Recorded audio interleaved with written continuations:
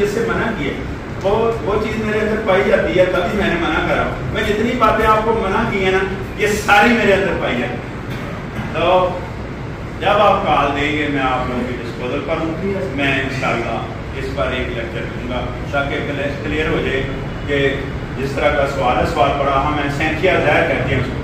تو یہ پارٹی میں تو پہلے ہی ہوتا ہے.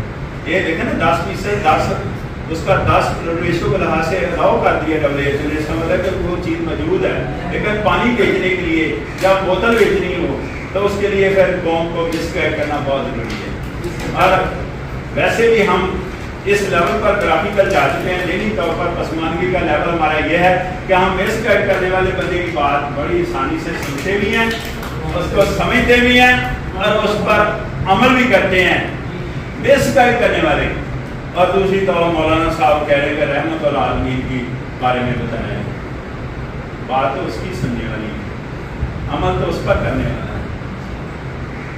نبی پاک صلی اللہ علیہ وسلم کی بات کر رہا ہوں, بات تو اس کی سننے والی ہے نا, اس پر عمل کرنے والا ہے. جیسے ہم پیچھے رہ گئے ہیں اور لوگ پوچھتے ہیں کہ باقی قوموں نے یہ نام ترقی کری. بھائی باقی قوموں نے دیکھیں نا رحمت العالمین کا مطلب کیا ہے؟ جو بھی عمل کرے گا, جو بھی عمل کرے گا. انہوں نے سبجیکٹو کنڈیشن تو کہا ہی کچھ نہیں ہے. نبی پاک صلی اللہ علیہ وسلم کی بات کر رہا ہوں کہ کسی خاص قوم کے لیے تو نہیں کہا گیا نا. تو جو عمل کرے گا وہ آگے نکل جائے گا. دعائے خیر. اللہ السلام.